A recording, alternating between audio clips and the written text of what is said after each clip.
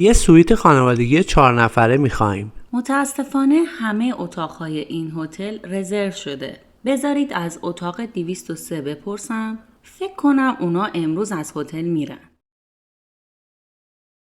چه مدت میخواین تو هتل ما اقامت داشته باشین؟ 3 شب. اتاق رو به دریا میخواین؟ بله، خیلی خوبه. این هتل ساعت 2 بعد از ظهر اتاقها رو تحویل میده. الان ساعت 12:30. میتونید تو لابی منتظر بمونید. همینطور میتونید تو رستوران ناهار بخورید. از اینجا تا دریا چقدر فاصله است؟ هتل 100 متر با دریا فاصله داره. مامان، بابا، لطفاً بذارید بریم لب ساحل. باشه بریم. لطفاً موقع خروج کلیدو به پذیرش بدین. حتما.